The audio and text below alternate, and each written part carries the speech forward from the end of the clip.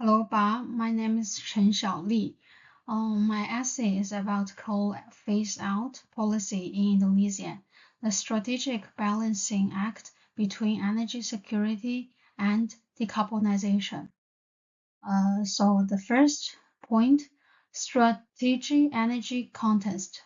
Indonesia, as we know, is one of the world's largest coal producers and exporters, faces a profound energy trilemma. The nation must balance the urgency of climate action with the necessity of maintaining robust economical growth. The policy of a coal phase-out is not merely an environmental commitment, but also a fundamental restructuring of Indonesia's microeconomical and industrial landscape. Specifically, there are 5 points regarding the importance of this topic. So first of all, it's regarding energy security dimension. Indonesia's electricity heavily depends on coal, which accounts for 68% of total power generation. And the second point is physical stability dimension. The coal industry is a major source of physical revenue for Indonesia, with mining taxes, royalties, and export duties contributing significantly to the state budget. At the same time, coal phase-out requires a massive investment. It's around 4.6 billion by 2030 and 27 billion by 2050 to meet Paris Agreement targets. Balancing reduced revenue with increased expenditure is a core physical challenge for Indonesia. The third point, the energy transition dimension. Indonesia has commitment to achieving net zero emission by 2016 and reaffirmed this commitment in its second nationally determined contribution submitted in October 2025. However, the current share of renewable energy in power generation stands at only 15, far below the original target of 23 for 2025. So the fourth dimension is industrial strategy dimension. Indonesia is a developing downstream industry centered on nickel smelting, attracting large-scale investment from Chinese companies such as Tsingshan and CNGR. These industries rely heavily on low-cost electricity, so coal phase-out could affect competitiveness for Indonesia. The coal DMO policy requiring miners to supply coal at a fixed lower price effectively provides implicit subsidies to subsidize to industry. So the fifth dimension is social welfare dimension. The external costs of coal-fired power, including health damage from air pollution, are currently borne by the public and health care system. Early coal phase-out could reduce public health care expenditures a lot. The last point regarding it is regarding the latest policy developments. From the end of 2025 to early 2026, Indonesia made a major shift in its coal phase-out policy. The early retirement plan for the Cirebon 1 coal-fired power plant was cancelled and replaced with a coal power reduction strategy, allowing units to retire naturally after their power purchase agreement expires. The minister cited technical consideration. The plant is relatively young, using better technology and has lower emission. However, PLN revealed that high compensation costs and delayed just energy transition partnership funds were the main obstacles. So that's the first part of my essay. The second part is about market failure and policy justification. The first sub-point for this one is coal market failure identification. The Indonesian coal power market suffers from multiple market failures, justifying government intervention. So the first sub-point, externalities. Coal power generates significant negative externalities, such as CO2 emission and local harming public health. The second is public goods attributes. Climate stability is a global public good. Emission reduction benefits all, but individual countries lack sufficient incentives justifying international climate financing mechanism, just like Just Energy Transition Partnership, GETP.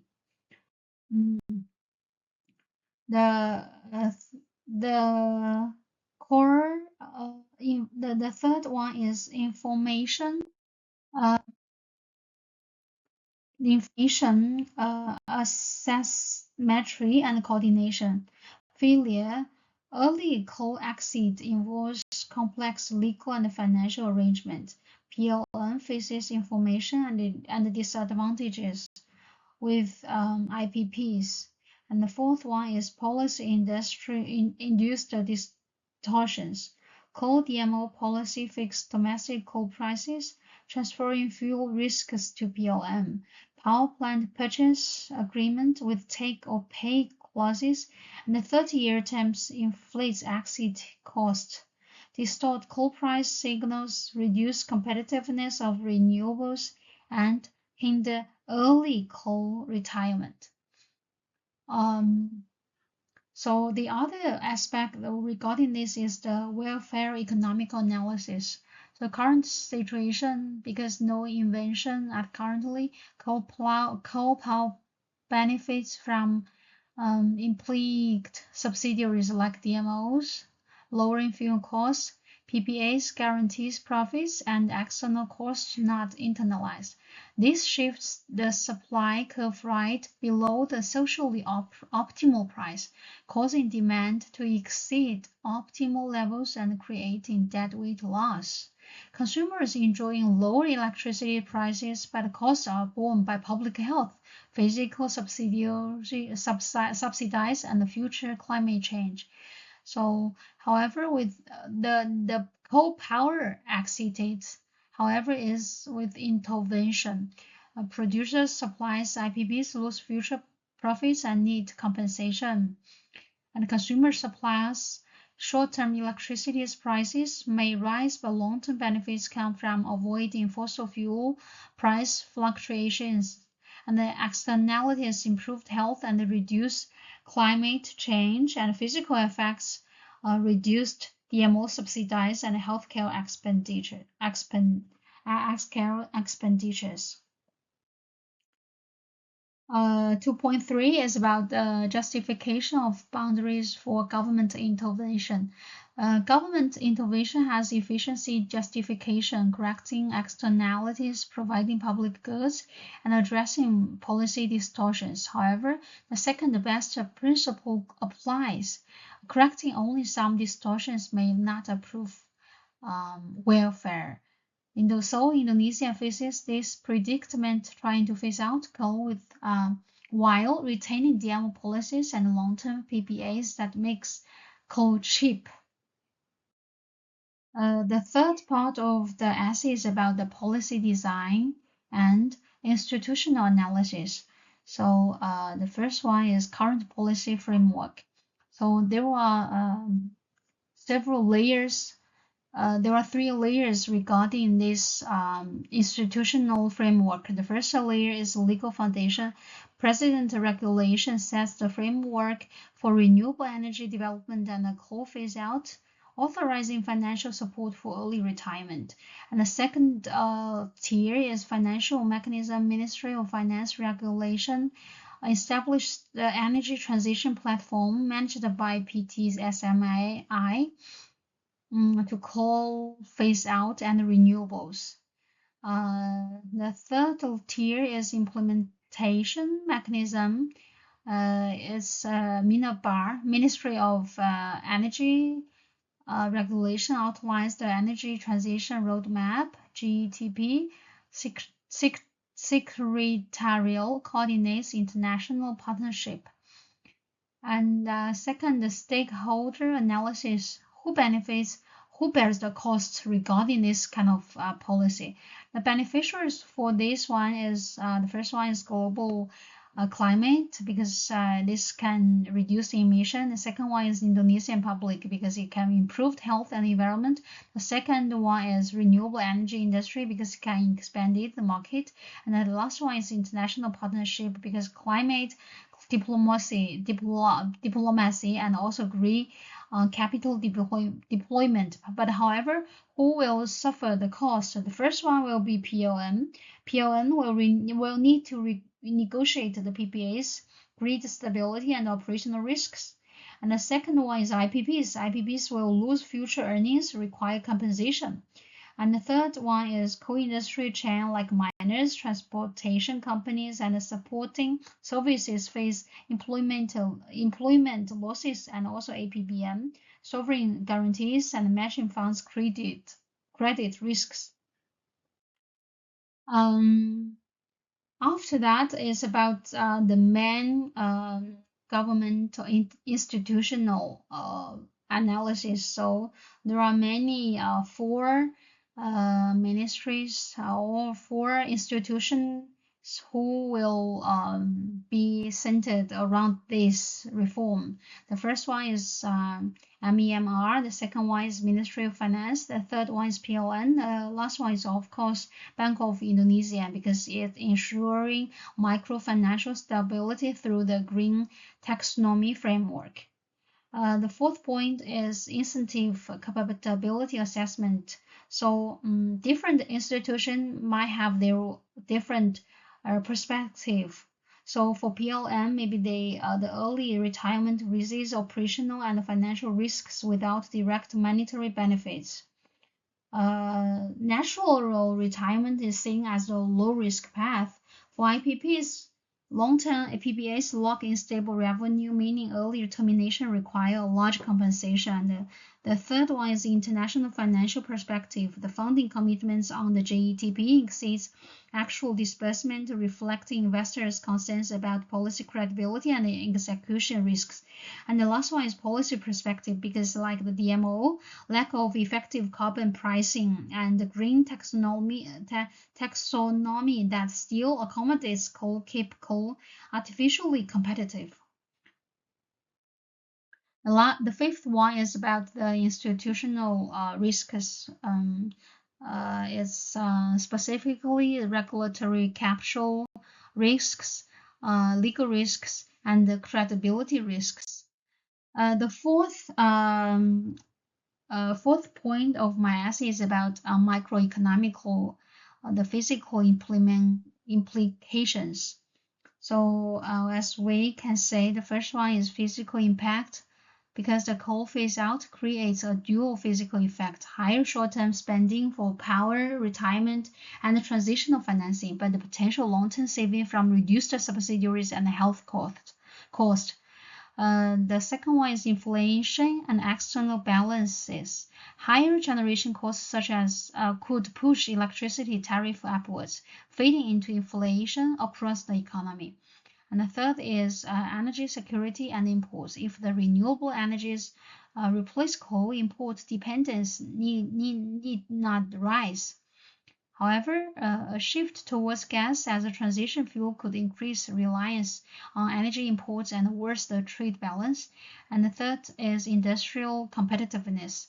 Energy sectors, especially processing, depending on low-cost power, rising electricity prices could reduce global competitiveness of Indonesia.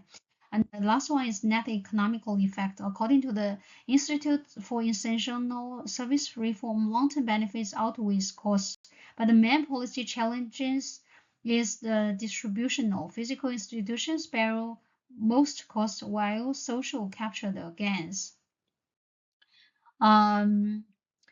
So fifth point of the essay is about the policy risks and trade-offs. So the core policies, the trade-offs, the subsidy sustainability vs feasibility, physical stability.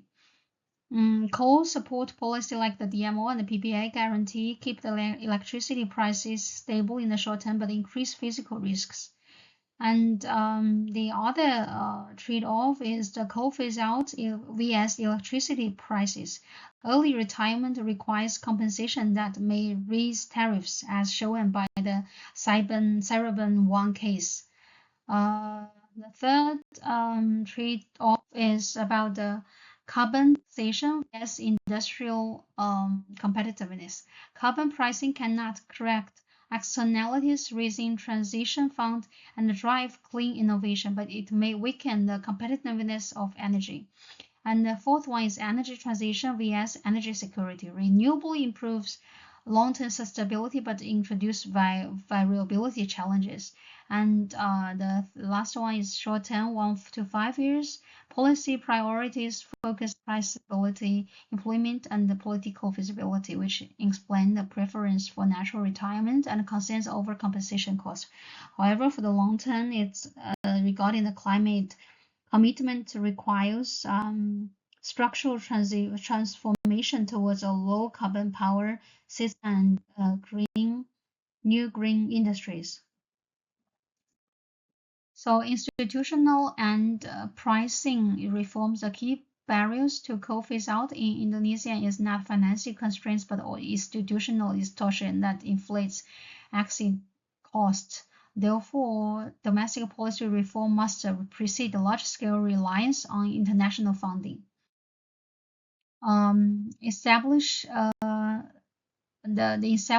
layered financing framework to address a slow GDP disbursement and financing uncertainty. Indonesia should adopt a layered financing framework to mobilize diverse capital sources and strengthen institutional coordination and credibility. High-level illegal framework coal phase-out targets should be anchored in national legislation such as the energy law or a dedicated statute to ensure long-term legal certainty beyond political cycles. So the other one is also need internal agency coordination mechanism and also in transparency and reporting. And the 5 point the mitigating political economy and reposition international strategy. So just a transition, retrain works, diversify local economies, and strengthen social protection in core regions to reduce resistance. And another one, feasible domestic benefits and restart pilots. Reposition in international strategy, South cooperation, expand collaboration with developing countries, and also pragmatic GETP engagement. So the conclusion of my essays is Indonesia's coal phase out is not merely an environmental policy but a structural economical transition. The analysis shows that while a long-term net benefits, physical saving, health improvements, and climate risk reduction are substantial, implementation is constrained by institutional distortions, physical risks, and also political economic trade-offs. The key lesson is clear: successful decarbonization depends less on the availability of international finance and more on credible domestic reforms that realign incentives, strengthen governance, and balance short-term stability with long-term transformation. If Indonesia can shift from a subsidized driving system towards a rule-based transition framework, the coal phase-out can evolve from a policy dilemma into a strategic opportunity, supporting sustainable growth, industrial competitiveness, and energy security simultaneously. So thank you very much for your time. Thank you.